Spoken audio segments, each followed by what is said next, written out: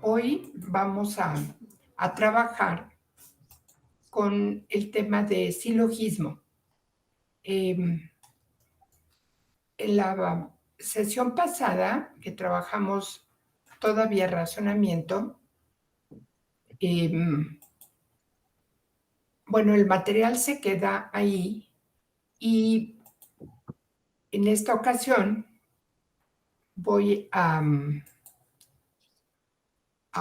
empezar al desarrollo del silogismo y por eso he puesto aquí a modo de introducción, porque es lo que debemos recordar.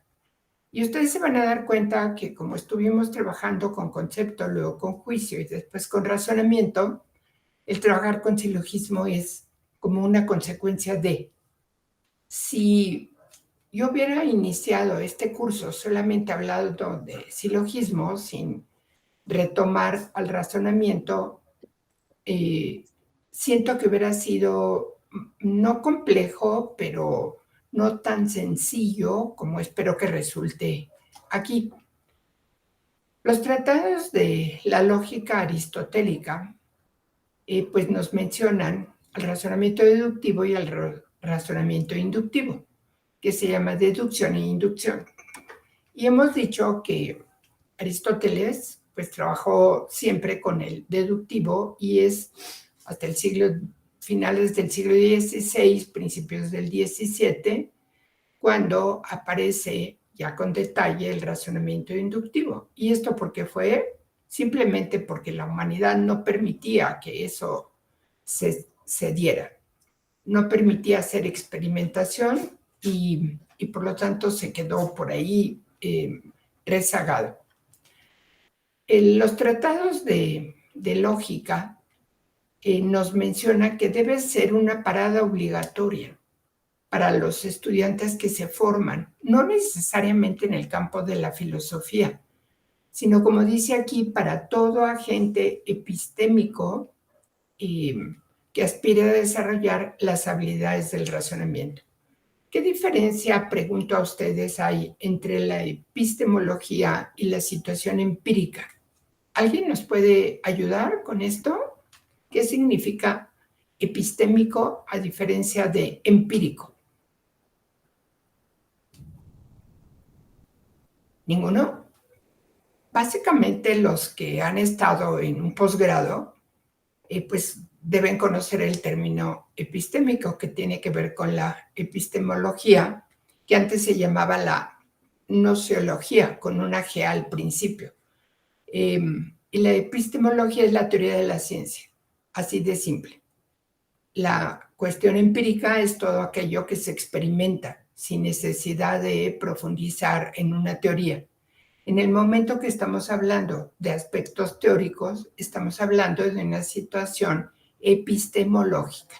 Entonces, dice aquí que todo agente epistémico, pues es todo aquel que se apoya en teorías para poder entender o desarrollar algo, o que aspire a desarrollar simplemente habilidades de razonamiento. Esto es importante porque la habilidad de razonamiento pues, nos ayuda a formular ideas. Y esto pues, es la base de la situación de razonamiento. ¿Qué debo recordar para introducirme al silogismo? Que hemos distinguido a dos tipos de raciocinio, el raciocinio y el razonamiento. El razonamiento es filosófico, el raciocinio es más enfocado a la psicología, pero ambos aterrizan a lo mismo. Por lo tanto, el raciocinio existe deductivo e inductivo, lo mencionamos antes, y tenemos que retomar también el cuadro de oposición y la clasificación de los juicios, porque el silogismo los va a utilizar. Los va a utilizar, pero ya con una aplicación directa. Por lo tanto, eso es lo que debo recordar. Y haremos un recordatorio nuevamente de lo que es el razonamiento tipo deductivo. Es aquel razonamiento que marca o establece cómo debe ser algo. Recuerden que hay preguntas cómo, dónde, por qué, para quién, para qué, todas esas son el método cartesiano y normalmente cuando estamos teorizando algo las utilizamos. En este caso, el razonamiento normativo, que es el deductivo, nos establece cómo debe ser algo y cómo se va a permitir su vigencia para trabajar la argumentación, porque es lo que hemos dicho, que estamos tendiendo a que entendamos a través del razonamiento cómo argumentar. También podemos decir que establece una conclusión de manera concluyente. Aparenta ser un pleonasmo si hablo de una conclusión de manera concluyente, pero recuerden que la diferencia entre un juicio y un razonamiento es que el razonamiento ya se vale de dos juicios llamados premisas que me van a ayudar a establecer una conclusión o un enunciado como un principio general y se deduce necesariamente esa conclusión de las premisas. Si no tengo premisas, no puedo deducir algo. ¿Qué otra cosa puedo decir de la deducción o el razonamiento deductivo? Que es un proceso discursivo porque es mediato. Es decir, se realiza a partir de ciertos pasos lógicos, que en un principio yo los debo establecer, pero con el paso del tiempo, pues por eso la gente dice, lógicamente vamos a concluir esto, o por lógica podemos entender esto otro. ¿Por qué? Porque hemos aprendido con H a realizar pasos lógicos. Y la deducción siempre va de lo general a lo particular, por eso se llama descendiente. Y es singular porque llega siempre a lo individual, a lo concreto, a partir de una situación abstracta. Y ahí recordaremos la diferencia de concepto y de término. Esto también estaba ya antes, pero lo recordamos ahora, y se llama cuadro de oposición, porque nos habla de cualidad en los juicios, y recordemos que la cualidad y la cantidad varían en cuanto a que la cantidad es universal o particular, y lo universal puede ser afirmativo o puede ser negativo, así como lo particular igual puede ser afirmativo y negativo, y eso lo vamos a constatar en la tabla de oposición que está enseguida. Y cuando se habla de cualidad, pues se refiere a afirmativo o negativo. Y entonces esta es una tabla que yo digo a los alumnos, imprímanla y ténganla siempre cerca de ustedes para que la puedan consultar. Y con ello puedan desarrollar sus razonamientos, o en este caso sus silogismos, apoyados en lo que hemos manejado hasta este momento. En cuanto a esquema, decíamos que cuando es universal afirmativo, pues todo S, que es el sujeto, es P. Todo sujeto es predicado. ¿Por qué? Porque va a haber un sujeto, un verbo y un predicado. Y aquí tenemos un juicio, pero manejado como todo. Es decir, es universal y en este caso es afirmativo porque cuando es negativo emplea ningún. Y cuando es particular es algún, y cuando es particular pero negativo emplea una negación con el verbo. Aquí hay ejemplos y podemos decir, tomando en cuenta el esquema, que todos los diseñadores son creativos. Y así cada uno de ellos usando ningún, usando algún, pero negativo. Y la extensión de los términos, porque de eso también hablamos, que el sujeto puede ser universal, como es en este caso, y esto no está establecido como una regla, sino yo lo voy a ir observando, la extensión de términos, y voy a ir diciendo si en este caso el sujeto universal es universal o es particular.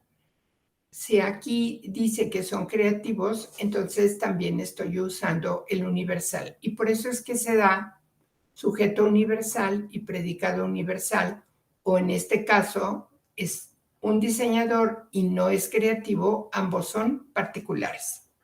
¿Queda claro esto y el por qué la puedo tener cerca? Recordemos que la tabla, no el cuadro, sino la tabla, va a emplear las letras A, E, I, O, y ya lo vimos con detalle, es el mismo cuadro que aparece en otra presentación, donde A es el universal afirmativo, este I es el particular, este es el universal negativo y el particular negativo. Afirmativo y negativo. Y que le dieron nombres entre A y E, y son situaciones contrarias, contradictorias, subcontrarias y subalternas. Y tenemos ejemplos que me establecen cómo desarrollar un juicio. Y en las dos láminas siguientes, retomado de Gutiérrez Sáenz, nos dice exactamente qué significa contradictorio, o más que qué significa, cómo se diferencian o se igualan entre sí. Entonces, yo debo establecer y tratar de recordar, pero igual esta la imprimen y la tienen siempre con ellos porque les sirve de guía, y se dan cuenta de que es muy fácil trabajar y dar ejemplos cuando tienen tanto la tabla como el cuadro de oposición. Aquí entonces se está detallando cómo son las contradictorias, las subcontrarias, las subalternas y las contrarias. Y si nos ponemos a razonar sobre lo que dice aquí, difieren en cantidad y cualidad, pues me regreso y veo que difieren en cantidad y cualidad. ¿Cuál es cantidad? Todo, ninguno. ¿Y cuál es cualidad cuando son afirmativas o son negativas? ¿De acuerdo? Aquí vuelve a ver en relación ahora a las proposiciones, es decir, cuando ya tengo elaborado el juicio. En este caso, se refiere básicamente al cuadro o la tabla de oposición como tal. Y en la que sigue ya nos están hablando, Gutiérrez Sanz nos explica en relación a la proposición como tal. Y vean que el concepto que se menciona aquí pues es diferente al anterior, porque aquí afirma, aquí niega, y nos está dando la idea con más precisión de lo que puede ser cada una de ellas. Aparentemente es complejo, pero cuando se trabaja con ejemplos ya no es tanto. Si recordamos también que se plantean tres tipos de cantidad, o sea, lo que se llama cuantitativo, en esta proposición, pues estamos hablando de universal, singular y particular.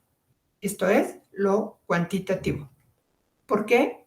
Porque la cualidad tiene que ver con afirmación y negación.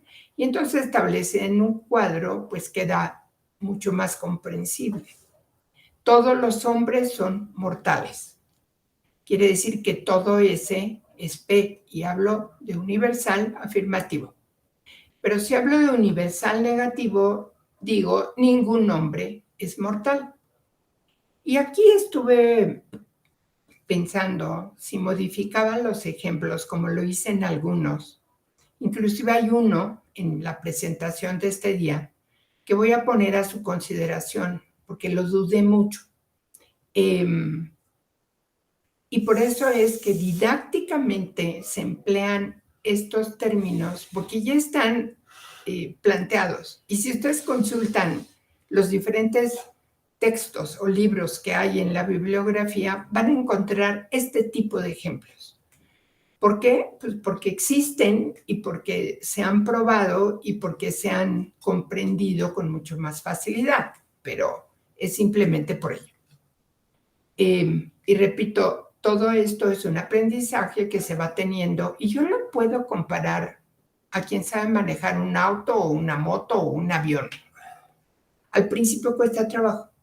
Y hay personas que dicen, yo sí manejo, pero solo un automático, no manejo un estándar. Entonces les digo, entonces no manejas, porque si manejas tienes que conocer los dos, porque te pueden dar uno en un momento y otro en otro momento. Lo mismo pasa aquí.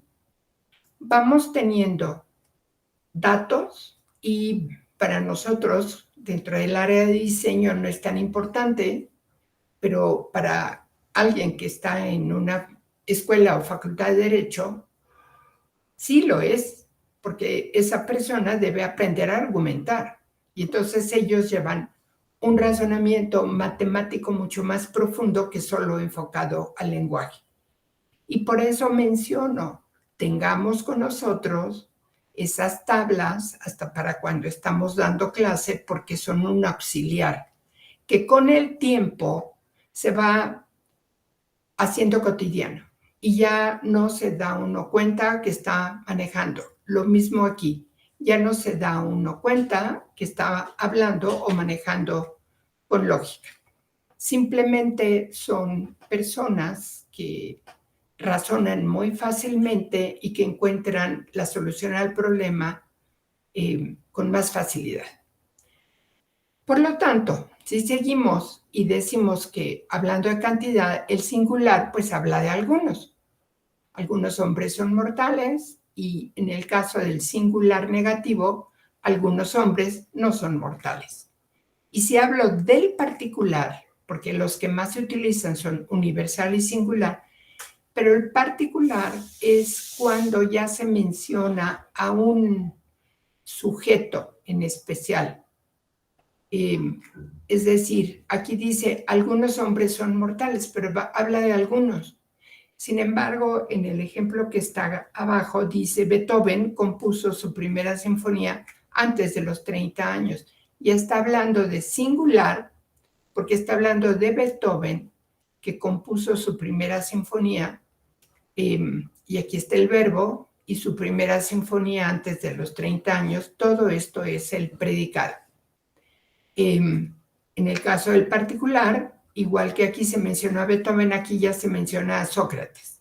Y entonces se enuncia a una parte específica para el sujeto y por eso se llama particular. Y cuando es negativo, pues simplemente decimos que Sócrates no es mortal. Y si estoy hablando de juicio, entonces puedo decir que es falso o es verdadero. Pero si ya hablara del razonamiento, entonces ya me iba a decir, ¿es válido o inválido? Pero ¿quién es válido o inválida? La conclusión. Aquí se hace énfasis nuevamente en la calidad de las proposiciones, que dijimos que era afirmativa y negativa, y aquí está dada con más detalle, también formando como una pequeña tabla. Si mi proposición afirmativa es porque enuncia que el predicado es una propiedad del sujeto, o bien que la inclusión total, sabemos que está incluido porque forma parte completa de una cantidad, de un todo, la inclusión total o parcial del sujeto en el predicado. ¿Ok? Bien, entonces esto es para que lo tengan en cuenta y lo analicen. Y aquí se cierra esto como referencia de lo que debo recordar para entrar al silogismo, diciendo que los compositores posteriores a Beethoven reconocen su deuda para con él, pero hay muchos otros que no la reconocen y les da lo mismo si Beethoven hizo algo o dejó de hacerlo. No se termina aquí porque anoté, se me hizo interesante, siempre buscando encuentro algo y dije, esto se los voy a poner, es complemento, esto ya no sería de clase. Alberto Cajal, en el 2022, habla de Aristóteles y nos da quién fue, cómo fue, nos habla de sus aportaciones y no tomé todas, tomé las que consideré importantes para nuestra clase y se las puse aquí, pero esto no tiene que ver, es como cultura general para ustedes, ¿ok? Es interesante para que lo lean. ¿De acuerdo? Bien. Entonces, estamos conscientes que debemos recordar eso. Pero ahora, si nos vamos directamente aquí, lo llamo resumen porque traté de que en 15 láminas pudiéramos tener todo. Esto no quiere decir que es un tema desarrollado completo. Tenemos que basarnos en textos que les hemos dicho que por nuestra experiencia a la hora de dar clase, Escobar Valenzuela es un buen texto en el que apoyamos todo esto, pero encontré este último de Lisbeth, me parece que se apellida Ruiz, de la Universidad Autónoma de Chiapas, que se me hizo muy interesante para poderlo consultar. Pero entonces ahora sí, de lleno, entramos a lo que es el silogismo.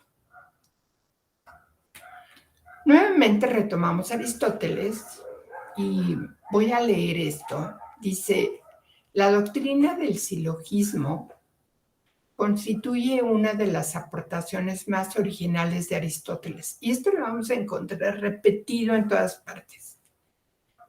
La referencia que se hace a Aristóteles. Y por eso les daba un poco, no de su bibliografía, sino de lo que investigó este personaje que mencioné antes en relación a sus aportaciones. Aristóteles es el padre de la lógica. La lógica de Aristóteles también se llama silogística. Y el silogismo viene a ser el centro de gravedad, es decir, lo que establece el equilibrio de todo sistema lógico. Entonces, por eso es que el silogismo ya va a considerar algo adicional al razonamiento. Es el procedimiento más riguroso para expresar el razonamiento deductivo. Nuevamente, ¿de dónde surge el razonamiento deductivo? De Aristóteles. Igual que el inductivo, pero no es Aristóteles el que trabaja con él. Él desarrolla toda su teoría a partir del deductivo y maneja el silogismo como lo más riguroso. Esto está en el libro de silogística de esta persona de apellido Ruiz de la Universidad de Chiapas. Y alguno de ustedes me puede ayudar a leerlo para romper un poquito la monotonía de mi voz. ¿Quién lo quiere leer, por favor? Está entrecomillado, está tomado textualmente.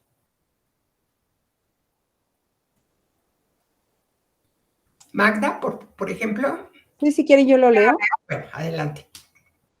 Ok. Deberá ser una actividad fundamental en su proceso formativo, pues las herramientas, métodos y principios que provee la silogística aristotélica les permitirá desarrollar argumentos que les posibiliten sostener ante otros sus creencias y opiniones de manera racional, pero sobre todo de forma correcta. Bien, muchas gracias. Aquí Lisbeth Ruiz nos está mencionando que el estudio de la silogística entre los jóvenes, es decir, para todo estudiante en formación universitaria, pues es una actividad importante. Y por eso es que se justifica el que desde preparatoria lleven estos conceptos y los puedan afirmar en la universidad. Y no solamente al diseñador de comunicación gráfica. El otro día la maestra Dulce nos decía que vio algo en el metro, un espectacular o un póster por ahí, y dudaba de si la redacción que había o si el mensaje que quería dar era el conveniente o no. Y a los diseñadores industriales yo les digo, el día que estén ustedes defendiendo un proyecto y lo citen en una sala de juntas en las que van a haber 10 o 15 personajes que son los que van a aportar el dinero para su proyecto, ¿qué es lo que tienen ustedes que hacer? Argumentar para convencer a la gente que su proyecto es viable. Y aquí entonces estamos sosteniendo esto que nos dice Ruiz en el 2019 sobre lo que debe ser la silogística. El objetivo de esta presentación, entonces, va a consistir en mostrar cómo, a partir de la inferencia lógica, esto fue razonamiento, funciona el silogismo. El silogismo sabemos que es el cuarto nivel de conocimiento en la estructura del conocer o en la estructura del pensamiento. Y cómo lo vamos a utilizar en nuestra vida cotidiana. Y parece mentira, pero en la vida cotidiana, el que está acostumbrado a pensar lógicamente tiende a resolver con más facilidad cualquier tipo de problema que se le presente. En esta primera parte vamos a trabajar con el silogismo y su concepto a partir de la inferencia, ya dijimos antes. Y los elementos del silogismo y sus términos. Y lo vamos a dejar hoy hasta aquí, a menos de que nos dé tiempo de profundizar en la siguiente presentación. Pero entonces, el silogismo como un razonamiento, pues lo que hace es que nos va a ayudar a investigar cuáles son las formas correctas para elaborar una inferencia. Y lo mencionamos antes. Esto para producir silogismos. Y entonces, el silogismo como un razonamiento, pues va a quedar establecido manejando un razonamiento deductivo y una inferencia lógica como base. Espero no cansarlos cuando repito los conceptos. Ya dijimos que es una aportación de Aristóteles, pero el silogismo, y nuevamente está entrecomillado y lo voy a leer completo, el silogismo es una enunciación. Es decir, el silogismo me va a decir algo. ¿Qué me va a enunciar? Pues a partir de proposiciones o juicios, que llamamos premisas en el razonamiento, aquí se concluye en otra proposición diferente. Pero su estructura va a modificarse un poco. ¿Cuáles son los elementos del silogismo? Estos elementos también los van a encontrar ustedes como la materia del silogismo. Si me hablan de la materia del silogismo, me están hablando de los elementos que forman a este. Y va a estar como materia próxima o como materia remota, son dos conceptos diferentes, pero como materia próxima está en tres proposiciones que se llaman premisa mayor, premisa menor y conclusión. Esto es como materia próxima. Y como materia remota está en tres términos. Aquí son proposiciones y aquí son términos, es decir, hablamos de término cuando el concepto. Hablamos de proposición cuando el juicio. Y los términos aquí son mayor, menor y medio. ¿Sí queda claro? Entonces vamos a tener una premisa que ahora en el silogismo se va a llamar premisa mayor, premisa menor, y esto me va a dar una conclusión. ¿Esto qué es? Pues es un razonamiento, pero en el razonamiento solo teníamos premisas. Ahí no nos importaba si una era mayor o la otra era menor. En el silogismo ya importa. Y la materia remota va a estar apoyada solamente en los términos o concepto de qué significa mayor, qué significa menor y qué significa medio. De estos, pues bueno, si lo manejo así, yo puedo decir que somos 3 hermanos, uno es el mayor, otro es el menor y el otro está en el centro. Eso sería así como un razonamiento verbal simple. Pero en este caso vamos a tener que observar cómo es cada uno de mis juicios para que yo pueda decir cuál es mayor, cuál es menor y cuál es el medio. De ahí que el término medio es aquel que se repite tanto en la primera premisa como en la segunda premisa. Y por eso traté de ponerlo aquí con diferentes colores. En la primera premisa me hablan de todos los humanos. Y en la segunda premisa me dicen que los niños son seres humanos.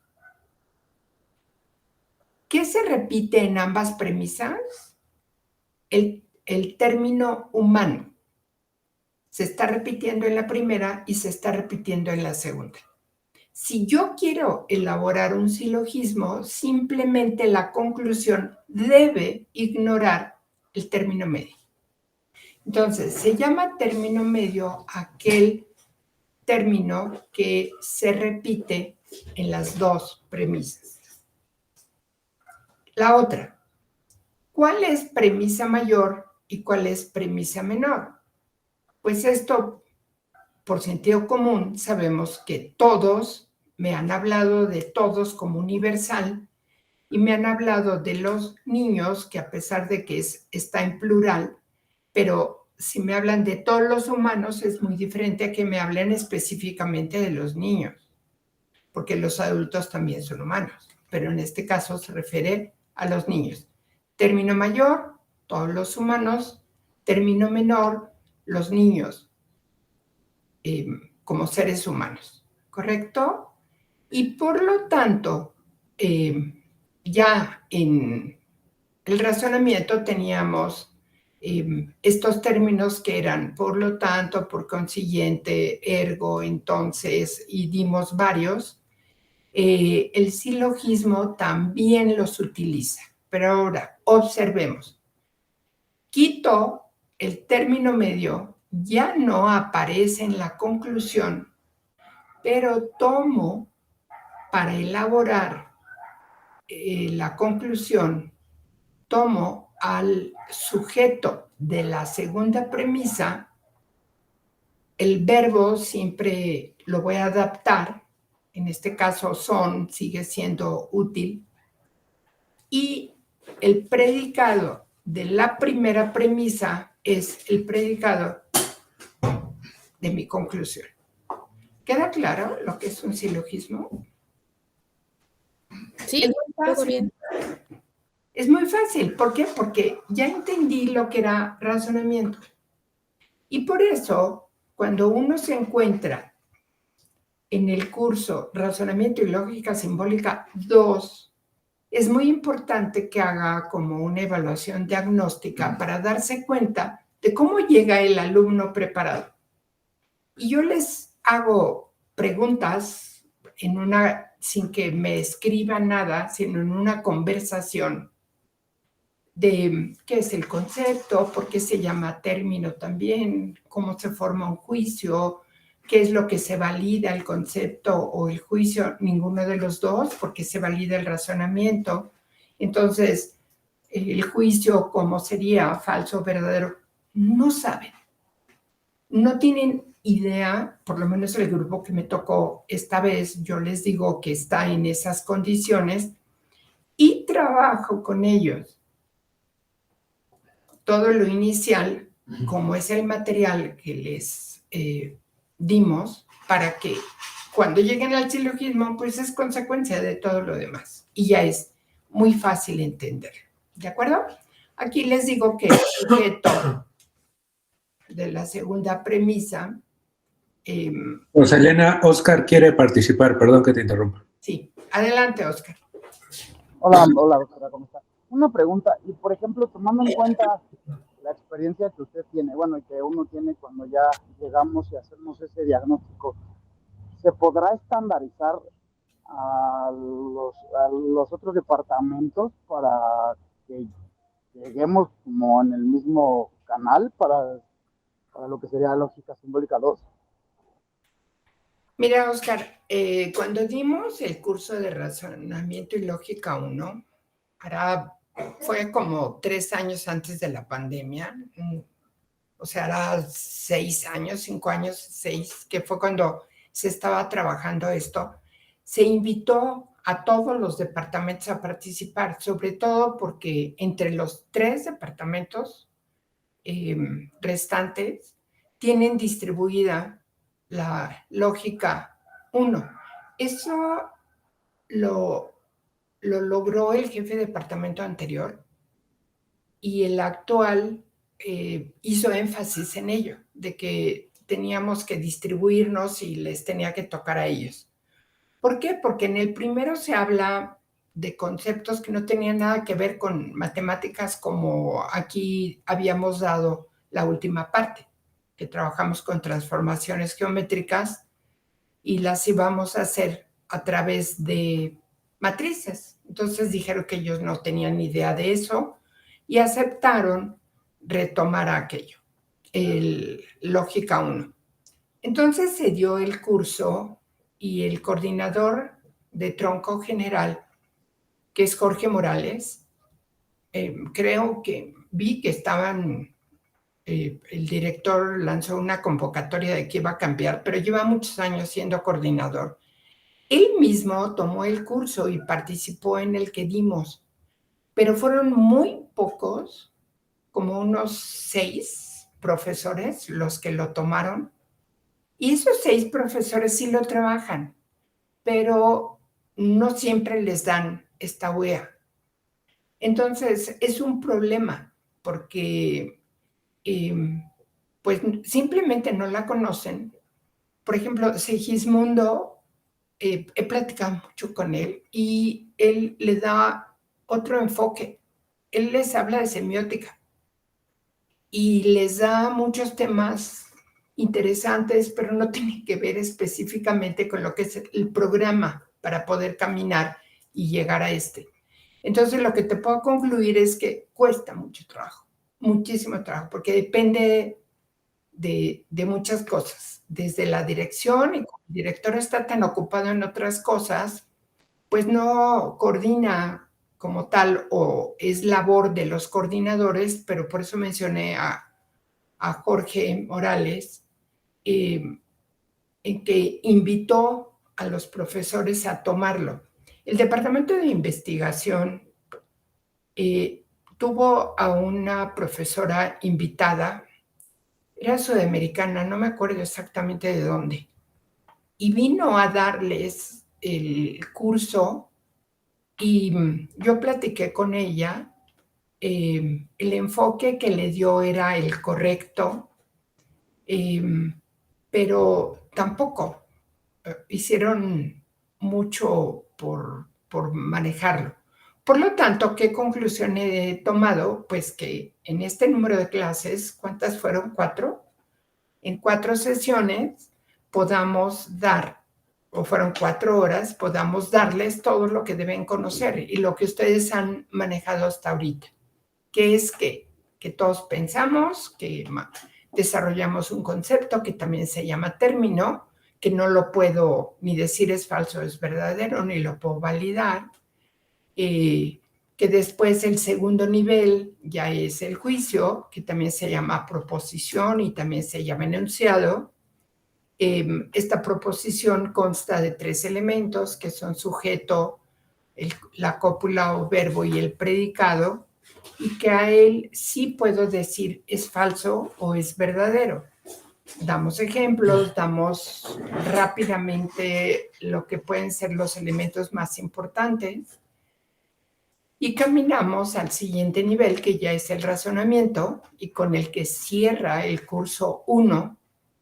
Y el razonamiento pues ya se vale de juicios que se llaman premisas y que nos lleva a elaborar una conclusión y que tiene muchas formas de entenderse y de apoyar su teoría, pero globalmente sería eso. Y entonces por eso se los pongo como ejemplo de haberlo tomado para que si nos sucede lo que me sucede a mí en el curso actual, pues simplemente les dé toda la noción para que cuando lleguemos al silogismo, pues ya sea más fácil, como considero que puede ser más fácil para ustedes. ¿Contesté? Sí, muchas gracias. Sí, pero sí resulta un poco complejo, ¿no? De repente poder estandarizar, pero me resulta bastante didáctico que tengamos las 4 clases para poder, digamos, dejar como las bases de lógica simbólica 1 para poder avanzar. Sí, de acuerdo. No es fácil, pero pues tenemos que hacerlo en determinado momento. Y ustedes tienen material para poderlo manejar con los estudiantes y tener un buen resultado al final. Porque pues si nos dedicamos a lamentarnos no resolvemos nada, mejor lo abordamos de alguna manera. Y por eso quise hacerlo también con ustedes a pesar de no dar el curso. La vez anterior, en el curso que dimos hace tiempo, ahí por eso les puse el material de Iván Garmendia, que en paz descanse. Quien conoció a Iván Garmendia o fue su maestro o algo, una persona sensacional que él amaba la filosofía, estaba muy interesado en el curso y bueno, Iván era del departamento de evaluación y promovía mucho y fueron muchos los profesores de evaluación los que tomaron aquel curso, pero lo cortamos en razonamiento. Y entonces, pues fue un curso que duró un tiempo similar a este, pero fue más extenso, por lo mismo. ¿De acuerdo? Bien. Ok, doctora, gracias. No, si me regreso ahora. Por lo tanto, si seguimos en esto, ahora ya me metí en un problema, porque jalé las imágenes de ustedes para verlos, y ahora cómo me regreso. ¿Me ayudan, por favor? Si me apoyo aquí, estoy en esta, pero sí, para tener la pantalla completa, porque si no queda muy pequeña, ¿no? Y aquí no la puedo. Se ve bien. Nosotros ¿Sí? vemos bien la pantalla de Perfecto. la diapositiva del ejemplo del silogismo. De acuerdo. Bueno, entonces, pero ¿saben qué? Que ya no la puedo cambiar. No sé qué hice y pido una disculpa. Yo tampoco, yo no veo tu pantalla tampoco. ¿No la ves, Magda? No, estoy viendo a todos los Yo sí lo llevo. compañeros. Se ve la pantalla. Yo sí veo la pantalla bien Sí se ve también. la pantalla. ¿Tú no la puedes ver, Rosalena? ¿No puedes ver tu diapositiva? Yo sí veo mi diapositiva, pero Yo no. lo que no puedo es ¿Cambiarla? cambiarla. Si estoy buscando aquí los botones. Mira, del lado derecho está tu cursor. A ver, no sé si te lo puedo señalar.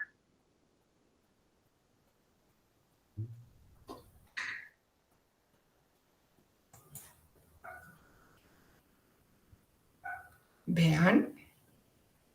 Estoy compartiendo. A ver, ya. Ahora sí, ya llegué a la pantalla.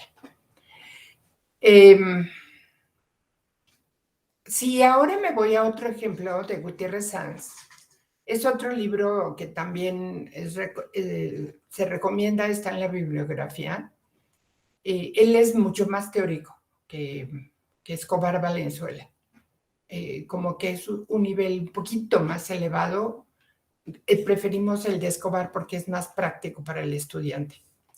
Él nos dice, si deduzco que hoy va a llover, porque veo el cielo nublado, su ejemplo no habla exactamente de lo mismo, pero yo le hice una adaptación, pero es de Gutiérrez Sanz. En el fondo estoy razonando silogísticamente, pero sin expresar los pasos del silogismo con el rigor que esto debe tener. Entonces nos dice, se trataría del siguiente razonamiento. nos da dos premisas y dice, el cielo nublado indica probable lluvia. Esto puede decir que es verdadero. Hoy, por el huracán, está el cielo nublado. Y ahora ya tenemos dos huracanes. Hillary ahora ya se llama de otra manera el que está pegando ahorita más al sur de Estados Unidos, pero también nos afecta. Hoy, por el huracán, está el cielo nublado y tengo dos premisas. Si aquí busco cuál sería el término medio, ¿qué me dirían? Alguno de ustedes, por favor. Cielo nublado. Correcto. El cielo nublado está en la primera premisa y el cielo nublado está en la segunda. Quiere decir que el cielo nublado, no debe aparecer en la conclusión para que esto sea un silogismo. Y nos han dicho que si tomo el sujeto de la segunda premisa, hoy por el huracán como sujeto de la conclusión, y luego el predicado de la primera premisa, que dice, indica probable lluvia, como predicado de la conclusión, estoy armando un conveniente silogismo, ¿correcto? Y puedo decir que hoy, por el huracán, es probable que llueva. Otro ejemplo muy diferente al anterior. ¿Qué nos dice Gutiérrez Sáenz? Nos dice que hay una relación entre hoy y lluvia probable. Las dos premisas se han relacionado con parte de cada uno, que es cielo nublado, que fue lo que me dijo Gustavo. Fuiste tú, ¿verdad, Gustavo? El cielo nublado Sí. es el término medio. Y ha servido como enlace para conectar a los otros dos. Entonces, ¿cuál es la función del término medio? Es esto, es el enlace que me va a ayudar a conectar a esas dos premisas para dar la conclusión. Y se llama, dijimos, término medio. Y es la clave del raciocinio. Funciona como nexo para que la conclusión sea válida. Entonces, aquí nos damos cuenta que igual que en el razonamiento, el silogismo valida. O es válido o es inválido. Nos da un segundo ejemplo. Si un crítico afirma, también está modificado, está apoyado en algún ejemplo de Gutiérrez Sáenz, pero manejado de otra manera. Si un crítico afirma que el diseño merece ser apreciado por todos, fundamenta lo dicho en un silogismo. Y entonces, ¿qué nos dice? La sustentabilidad merece ser apreciada por todos, es mi primera premisa. El diseño considera la sustentabilidad, mi segunda premisa. En este caso, busco cuál es el término medio, y el término medio es sustentabilidad, porque se repite en ambos. El verbo, aquí el verbo es merece, y aquí el verbo, ¿dónde estaría? ¿Cuál sería el verbo aquí? Es considerar, considera. Considera. ¿No? Por lo tanto, yo voy a ubicar en mi conclusión el que más se ajuste. ¿Por qué? Porque manejo un lenguaje y de esto no tengo problema. El sujeto de la segunda premisa es el diseño y este va a ser el sujeto de mi conclusión. Y el predicado de la primera premisa va a ser el predicado de mi conclusión. Por lo tanto, mi conclusión diría, y es un correcto silogismo, el diseño merece ser apreciado por todos. Entonces ya resulta muy fácil cuando manejo el silogismo como consecuencia del siguiente nivel de conocimiento. Y nos dicen que resulta obvio que la verdad de la conclusión se sigue de la verdad de las premisas. no sería posible que las premisas sean verdaderas y la conclusión sea falsa. ¿Por qué? Porque lo estoy elaborando a propósito de. Y vuelve a hablarme aquí del término medio. ¿Ok? Bien. Entonces, hasta aquí hemos dado el punto 1 y 2, que era dar un concepto y entender lo que es el silogismo, pero nos faltan cuáles son los tipos de silogismo, que adelantamos y decimos son 3. Hay el hipotético, el condicional y no son 3, son 6. El hipotético, el más importante de todos es el categórico, y de ese es el primero que vamos a hablar. Pero existe el hipotético, que ya lo trabajamos en el razonamiento, y el condicional, que son uno de la mano del otro, sí, entonces. El disyuntivo, que tiene que ver con los conectivos, y en este caso sería o, el compuesto, el abreviado. También tenemos que ver cuáles son las reglas del silogismo y cuáles son las figuras, modos y validez del mismo. ¿Sí? Y con esto termina esta presentación. Y pues bueno, seguirían los tipos de silogismo, pero ya nos llevaría tiempo, y esto, a pesar de que está programado y está aquí, ustedes lo pueden más o menos consultar. Y aquí va a aparecer tipos de silogismo y reglas del silogismo. Vuelvo a mencionar lo que son, pero esto, si les parece, lo vamos a dejar para la siguiente sesión. Y ya finalmente tendremos que hablar de figuras, modos y evaluación, y esto nos va a llevar toda la semana próxima. Esto todavía lo podemos ver el jueves y podemos iniciar con pero está programado para el 29 de agosto, porque esta programación la hicimos Paulo César y yo, y creo que estamos cumpliendo con el cometido. ¿De acuerdo? Bien. Entonces, si ahora nos vamos a hacer comentarios o lo que ustedes me digan, no voy a dejar de compartir porque me interesa si hay dudas o hay algo que tengamos que regresar a ello, y además la grabación continúa mientras hacemos algún tipo de comentario. Entonces, los escucho. ¿Alguna inquietud? ¿Algo que quieran profundizar? Roselena, yo tengo, tal vez les puedo compartir también unos ejercicios que he hecho, los saqué del libro de Irving Copy. Irving Copy se llama, sí, creo que es él, es el o Beuchot, no me acuerdo, creo que es Beuchot. Claro. Ese libro lo toma de referencia bastante Escobar Valenzuela, y es buen libro porque vienen actividades, y vienen actividades con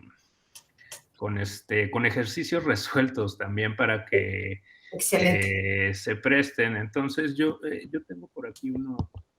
Sí, adelante, ya dejé de compartir para que lo puedas hacer tú, Pablo. Además, lo rico de esto es que si alguno de ustedes, por favor, quiere mostrarnos el material que utilizan, los que ya estén dando el curso, bueno, Oscar lo dio hace tiempo, ya no se lo volvieron a ubicar, sin embargo, ganó su plaza definitiva a partir de que era un candidato para poder dar esta wea, o el caso de Gustavo, que también ha dado ya el curso, y que quiera compartirlo, porque a mí me encanta cómo lo sintetiza Paulo. Siempre su material es muy bueno cuando ya tiene uno una profundidad en lo que es el contenido. Adelante, Paulo. A ver, es un Google Jamboard que... ¿Sí ya lo están viendo? Sí. Aquí dice, reescribe cada uno de los silogismos ordenando, identificando premisa mayor, premisa menor, conclusión, término mayor, término medio y término menor. Les ayuda mucho usar colores. ¿no? Entonces, estos ejercicios los saqué de ese libro y digamos que vienen las premisas y la conclusión revueltas, ¿no? No son fácilmente distinguibles, no están en orden, pero todos son válidos. Entonces, aquí la recomendación es que traten de identificar la conclusión primero y después la premisa mayor y después la premisa menor. No, por aquí a ver si tengo las respuestas.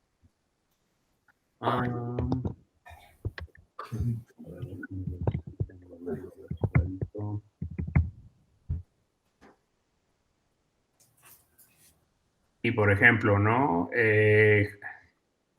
Indicaron que en esta... bueno, es que aquí ya están ordenados, ¿no? Si quieren les puedo buscar las respuestas. Ahorita no las tengo a la mano. Pero a mí me ayuda mucho que se vayan en orden, que primero identifiquen la conclusión. Por ejemplo, aquí, ¿no? La conclusión es: ninguna nave de guerra es una nave comercial. Identifican el predicado de la conclusión, que debe ser el término mayor, y el término mayor debe de estar en la premisa mayor. Entonces, la premisa mayor sería: ningún submarino nuclear es una nave comercial. Y la premisa menor, bueno, pues ya es un poquito por descarte, ¿no? Pero la premisa menor debe de tener el sujeto de la conclusión, que es nave de guerra. Entonces, son ejercicios relativamente sencillos, un poquito, pues sí, que perdón, voy a dejar de compartir. Que les permiten identificar los elementos básicos, ¿no? Los términos y las premisas, y practican, digamos, al final lo que vimos de los silogismos, de los elementos, para después pasar ya a verificar validez, ¿no? Y modos y figuras también. Entonces, se los puedo compartir en Classroom. En el tablón se los mando más tarde por si les es de ayuda. ¿Se entendió lo que era silogismo? Es muy fácil cuando hemos caminado convenientemente por todo lo anterior.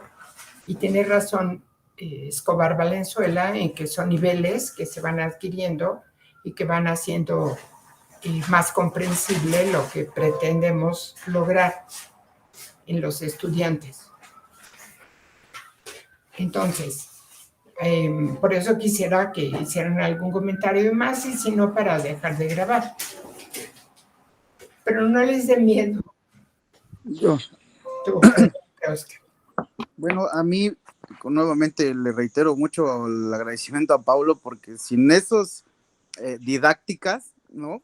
No hubiera entrado a este mundo de la lógica. Y la verdad, me ayuda bastante, sobre todo en la parte donde yo estaba cerrando lo que era mi doctorado para hacer mi presentación, esta parte de la argumentación, ¿no? Y yo defiendo mucho a la hora de que presenta algún estudiante algo de su proyecto, de cualquier proyecto, del que sea, que primero me lo defiendan, el por qué me están poniendo ese proyecto, cuál es el argumento para defenderlo, porque al final de cuentas, pues eso se va a vender en algún punto, ¿no? El servicio, el artefacto, lo que sea, y si no hay un argumento válido, el de enfrente, el que lo va a comprar, lo va a terminar tirando y sin trabajo y sin empleo y sin nada más, ¿no?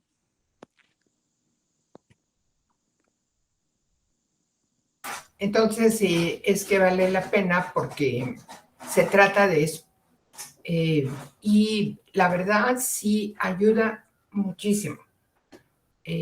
Miren, yo tuve que dar en alguna ocasión un seminario en el posgrado y eran UEAs que no tenían contenido, que cada profesor hacía de la UEA lo que podía o lo que quería. Y yo lo enfocaba a la filosofía. Bueno, por ahí Gustavo Barrientos fue mi alumno en ese seminario y trataba de que tuviera un sentido y que le sirviera para poderlo utilizar a la hora de elaborar sus tesis. O lo mismo, cuando tengo que dirigir tesis de maestría o de doctorado, pues yo me enfoco mucho a todo esto, y por eso les digo que la filosofía siempre la debemos tomar en cuenta. Filosofía es vida, y si uno la entiende y la aplica convenientemente, claro, sin meternos en filósofos complejos, pero ¿por qué no? En algún momento se puede hacer después de haber profundizado un poco, y no tenemos temor de poder elaborar cualquier programa que se dé para que podamos ser unos buenos académicos. Y por eso es que cuando alguien me dice, me quiero dedicar a la academia, les digo, pues tienes que hacer una maestría y si puedes, un doctorado. Porque además aquí funciona convenientemente eso, cuando se trata de pesos y centavos.